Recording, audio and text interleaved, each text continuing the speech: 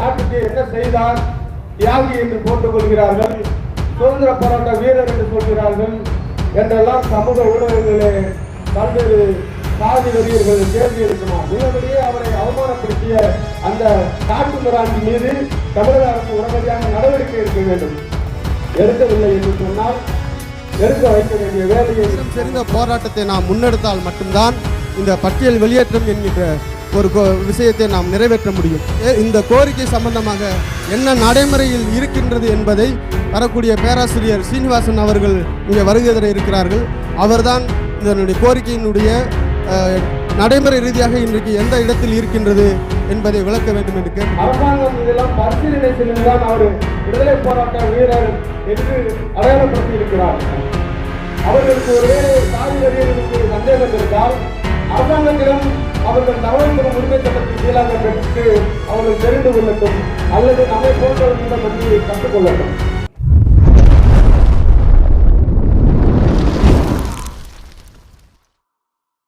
என்னோட கருத்து இந்த சமூகத்துக்கு பயனுள்ளதாக இருக்குன்னு நினைக்கிறவங்க மட்டும் இந்த மூவேந்தர் மீடியாவை சப்ஸ்கிரைபிள் பண்ணிவிட்டு பெல் ஐக்கானை ஆள் கொடுத்து ஃபாலோ பண்ணிக்கோங்க. நன்றி.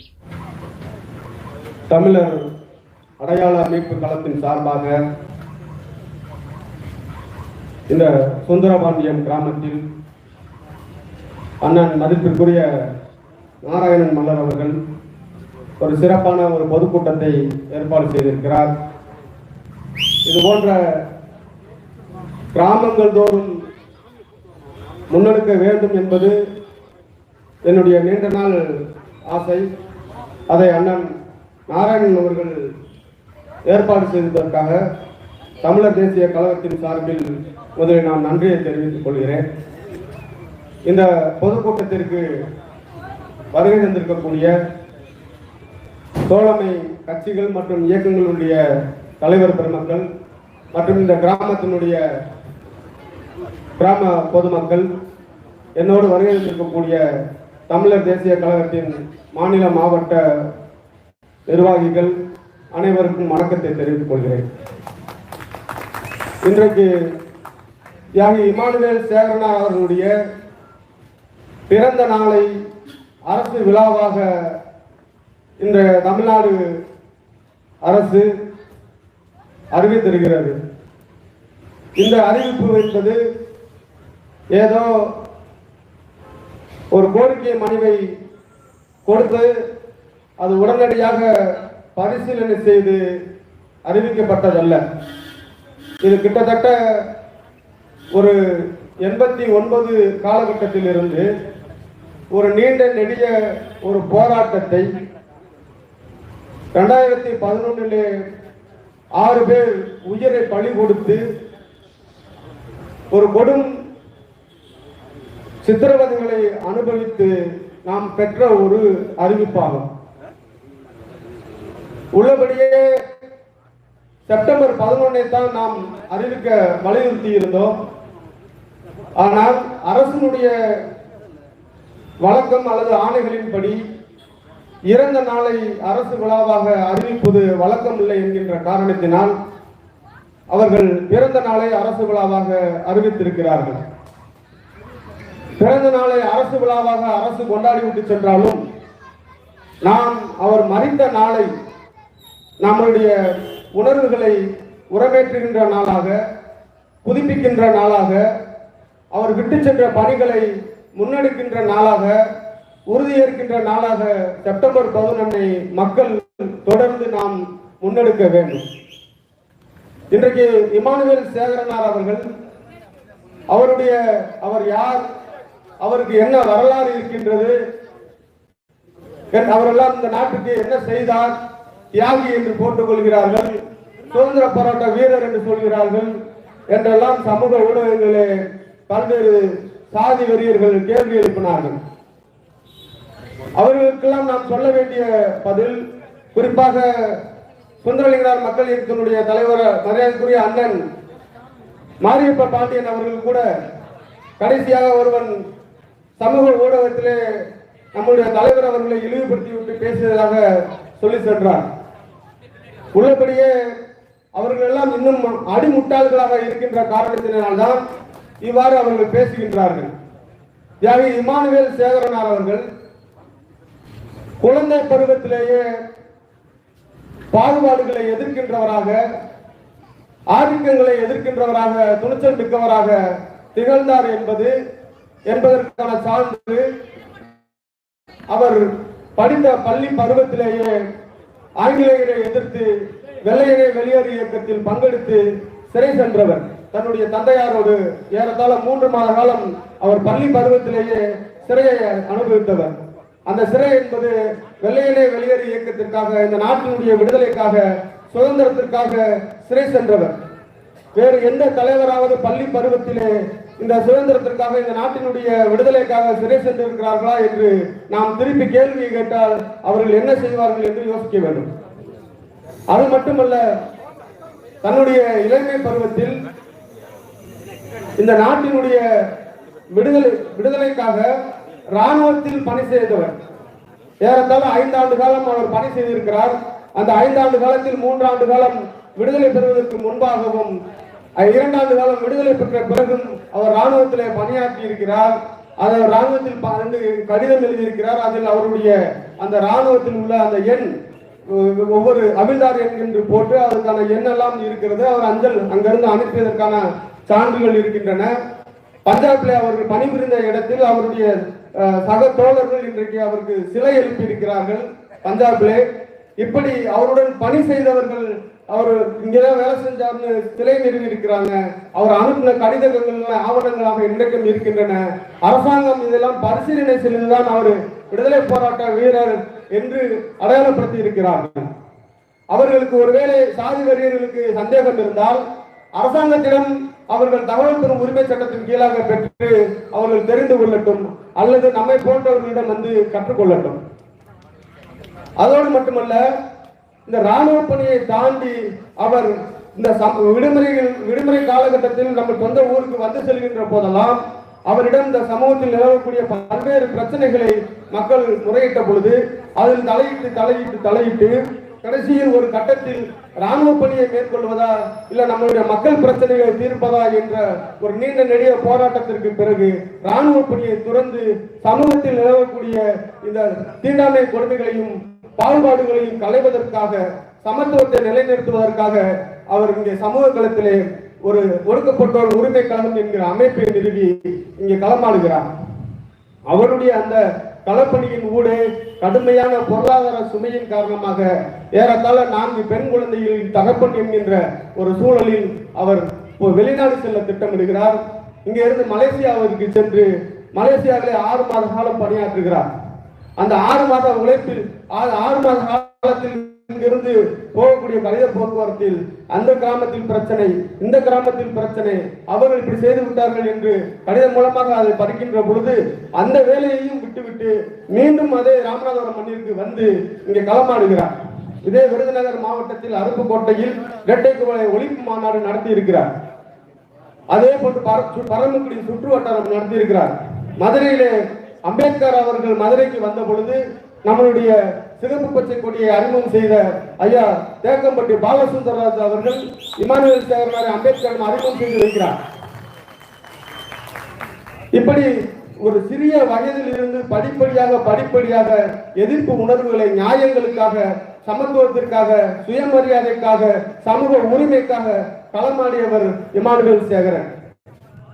அவருடைய படுகொலைக்கு பிறகு ஏறத்தாழ அரசியல் இயக்கங்களாக சிலர் அவருக்கு நினைவஞ்சலி செலுத்தவில்லை என்றாலும் அந்த பகுதியில் இருக்கக்கூடிய வழக்கறிஞர்கள் அதை முன்னெடுத்திருக்கிறார்கள்.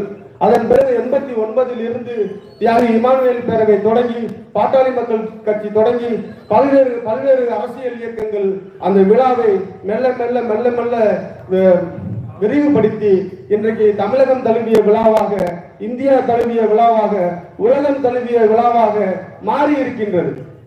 ஏறத்தாழ இந்த ஆண்டு மட்டும் 16 லட்சம் மக்கள் அங்கே கூடியிருப்பதாக காவல்துறையினுடைய குறிப்பை சொல்லுகின்றது. அந்த அளவுக்கு ஒரு வேர் பிடித்த ஒரு தலைவரை இங்கே கொச்சைப்படுத்துவது என்பது மிகவும் கண்டிக்கக்கூடியது. அதனை இந்த அரசாங்கம் வேடிக்கை பார்த்துக் கொண்டிருந்தால் மீண்டும் எங்களை சீண்டி பார்ப்பதாகவே நாங்கள் கருதுகிறோம். உள்ளபடியே அவரை அவமானப்படுத்திய அந்த காட்டு மிராண்டி மீது தமிழக அரசு உடனடியாக நடவடிக்கை எடுக்க வேண்டும். எடுக்கவில்லை என்று சொன்னால் எடுக்க வைக்க வேண்டிய வேலையை நாங்கள் தொடர்ந்து செய்வோம் என்று கேட்டுக்கொண்டு இந்த இரண்டாவதாக பட்டியல் வெளியேற்றம் என்கின்ற அந்த கோரிக்கையை, பட்டியல் வெளியேற்றம் என்பது நாம் எஸ்சி அட்டவணையிலிருந்து வெளியே போகணும் என்பதுதான். பலர் தவறாக குழப்பிக் கொள்கிறார்கள்.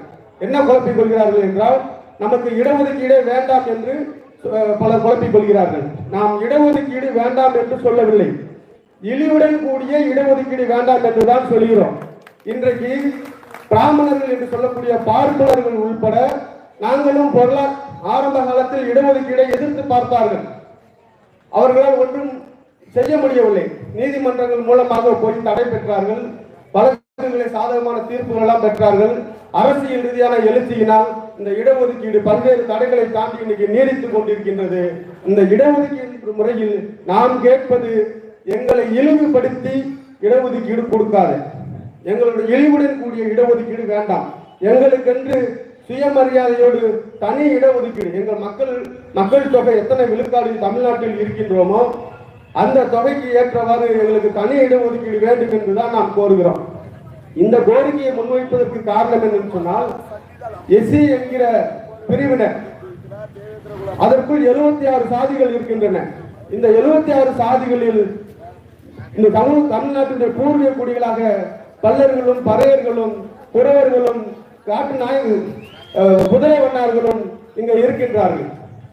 இந்த சமூகங்களில் ஒரு பொதுவான அடையாளமாக, தலித் என்கின்ற அடையாளமாக அவர்கள் இப்படிப்பட்ட வாழ்க்கை நெறிகளை கொண்டவர்கள், அவர்கள் தீண்டாமை இருக்கிறது, அவர்களுக்கு ஆலய மறுப்பு இருக்கிறது, அவர்கள் பிணம் வெட்டுபவர்கள், குழி தோண்டுபவர்கள், சுடுகாடு பிணம் இருப்பவர்கள் என்று தவறான பிம்பங்களை அடையாளப்படுத்தி இருக்கிறார்கள்.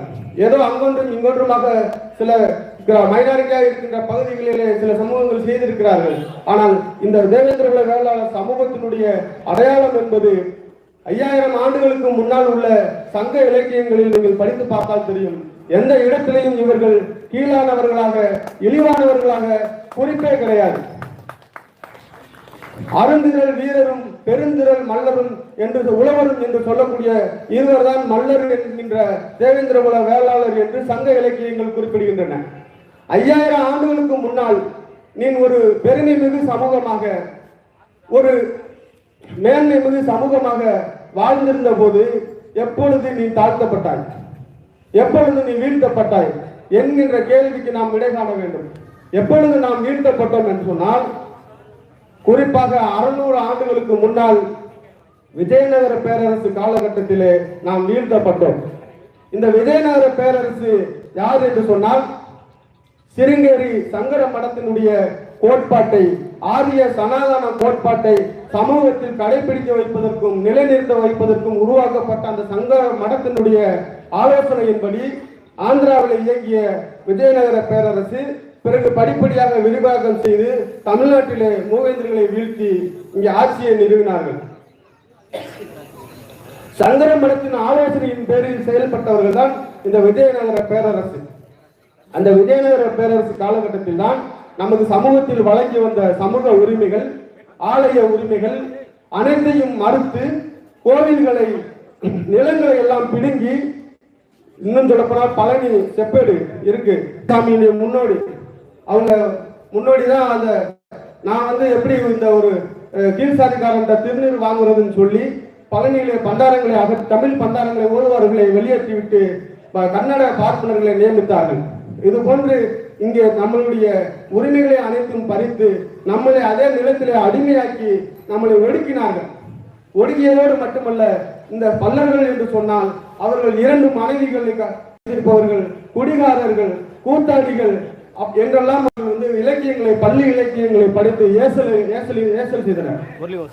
இதெல்லாம் 600 காலகட்டத்தில் இருந்து 800 900 வரைக்கும் ஒரு 400-500 ஆண்டு காலமாக இந்த விஜயநகர பேரரசு கலந்து சென்றாலும், அதன் பிறகு வந்த போர்த்துகீசிய, டச்சுக்காரர்கள், ஆங்கிலேயர்கள், பிரெஞ்சுக்காரர்கள் என வரிசையாக வந்து இன்றைக்கு நாம் விடுதலை பெற்ற இந்த இந்திய நாட்டில் இருந்தாலும் மிக இந்த சமீப காலம்தான் சாதி என்பது, சாதி ஒடுக்குமுறை என்பது 1000 ஆண்டு காலம், 2000 ஆண்டு காலம், 10000 ஆண்டு காலம் என்பதெல்லாம் இல்லை. நம் மீதான ஒடுக்குமுறை 600 ஆண்டுகளுக்காக முன்பு உருவாக்கப்பட்டது. அது வெளியில் இருந்து வந்தவர்களால் திணிக்கப்பட்டது. அது என்பது சரியாக புரிந்து கொண்டு இன்றைக்கு ஆட்சியில் இருக்கக்கூடிய தமிழ்நாடு அரசாங்கத்தில் இருக்கக்கூடியவர்களை நாம் ஏன் நம்பவில்லை என்று சொன்னால், அந்த விஜயநகர பேரரசினுடைய அரசவை வித்வானாக இருந்தவர்தான் கருணாநிதியுடைய மூதாதையர். இன்றைக்கு தமிழர்களுடைய அடையாளத்தை எல்லாம் காலி செய்து திராவிடம் என்கின்ற போர்வையில் அவர்கள் மீண்டும் தமிழர்கள் மீது அதிகாரத்தை செலுத்தி வருகின்றார்கள். தாத்தா மகன் பேரன் என்கின்ற அடிப்படையில் அது நீடித்து கொண்டிருக்கின்றது. இந்த நீடிப்பை நாம் என்றைக்கு முடிவுக்கு கொண்டு வருகிறோமோ, தமிழ்நாட்டை தமிழன் என்றைக்கு ஆள துவங்குகிறானோ அன்றைக்கு தான் தமிழ் சமூகங்களை ஒற்றுமையாக்க வேண்டும் என்று நினைப்பான். இந்த கடந்த 50 ஆண்டு காலத்திலே நமக்கும் நம்முடைய சகோதர சமூகங்களுக்குமான மோதலை தூண்டிவிட்டு உணர்ச்சியூட்டி கலவரங்கள் ஏற்படுத்தி கடைசியில் 2 சமூகங்களில் இருந்து சில தரகர்களை தங்கள் பக்கம் வைத்துக்கொண்டு வாக்கு வங்கி அரசியலை செய்து இன்னைக்கு நாற்காலியை நகர்த்தி வருகிறார்கள். இதையெல்லாம் நாம் முடிவுக்கு கொண்டு வர வேண்டும். இந்த ஏமாற்றத்தின் அடிப்படையில் விரக்தியில் இருந்துதான் நாம் பாரதிய ஜனதாவை நம்பினோம். பாரதிய ஜனதா நம்ம தேவேந்திரகுல வேளாளர் என்கின்ற அரசாணையை நமக்கு பெற்றுக் கொடுத்தாலும் இன்னும் நம்மளை இந்த பட்டியலில் இருந்து வெளியேற்றுவோம் என்கின்ற அந்த கோரிக்கையில் இன்னும் முகமாக பாராமுகமாக இருந்து வருகிறார்கள். இது பாதி கிணத்தை தாண்ட வைத்துவிட்டு மீதி கிணத்தை நான் தாண்ட வைக்கிறேன் என்று சொன்னது போல இருக்கிறது. அது நாம் தாண்டாமலே இருந்திருக்கலாம். அரசாணை வந்து விட்டது, ஆனால் பட்டியலில் இருந்து வெளியேற்றவில்லை என்பது பாதி கிணறு தாண்டிய விஷயமாக இருக்கின்றது. இந்த மீதி கிணறை தாண்டுவதற்கு நாம் இந்த கருத்தியலை எடுத்துக்கொண்டு கிராமமாக செல்ல வேண்டும். அவர்களை உணர்வுபூர்வமானவர்களாக மாற்ற வேண்டும். இந்த கோரிக்கையை நிறைவேற்றவில்லை என்றால் யாரும் எங்கள் பகுதிக்கு வந்து வாக்கு சேகரிக்க முடியாது என்கின்ற நிலைமையை உருவாக்க வேண்டும். கிட்டத்தட்ட வன்னியர்கள் எப்படி வீரன் செறிந்த போராட்டத்தை நடத்தி பொது போக்குவரத்தை முடக்கி அந்த அரசாங்கத்துக்கு ஒரு நெருக்கடியை கொடுத்தார்களோ, அதே போன்றது ஒரு வீரம் செறிந்த போராட்டத்தை நாம் முன்னெடுத்தால் மட்டும்தான் இந்த பட்டியல் வெளியேற்றம் என்கின்ற ஒரு விஷயத்தை நாம் நிறைவேற்ற முடியும். அந்த பட்டியல் வெளியேற்றம் என்ற விஷயத்தை சிலர் தவறாக மாநில அரசின் மீது முன்வைக்கிறார்கள். அது இந்திய ஒன்றிய அரசாங்கத்தால் நிறைவேற்றப்பட வேண்டிய ஒன்று. மாநில அரசாங்கம் பரிந்துரை செய்ய வேண்டும். இப்பொழுது அங்கே ஒன்றியத்திலிருந்து தமிழ்நாடு அரசிற்கு விளக்கம் கேட்டு கருத்துரு கேட்டு கடிதம் அனுப்பியிருப்பதாக ஊடகங்களிலே வருகின்றன. ஆனால் எந்த இடத்திலும் அதிகாரப்பூர்வமாக அப்படி கேட்டு அனுப்பியதாக ஒன்றிய அரசினுடைய அமைச்சர்கள் யாரும் இன்று வரை கூறவில்லை. தமிழ்நாட்டினுடைய அரசு அமைச்சர்களாக இருக்கக்கூடிய அதிகாரிகளாக இருக்கக்கூடியவர்களும் இந்த மாதிரி வந்திருக்கிறது என்றும் தெரிவிக்கவில்லை. ஆக இந்த கோரிக்கை சம்பந்தமாக என்ன நடைமுறையில் இருக்கின்றது என்பதை வரக்கூடிய பேராசிரியர் சீனிவாசன் அவர்கள் இங்கே வருகை தர இருக்கிறார்கள். அவர்தான் இந்த கோரிக்கையினுடைய நடைமுறை ரீதியாக இன்றைக்கு எந்த இடத்தில் இருக்கின்றது என்பதை விளக்க வேண்டும் என்று கேட்டுக்கொண்டு என்னுடைய உரையை முடித்துக் கொள்கிறேன். நன்றி, வணக்கம்.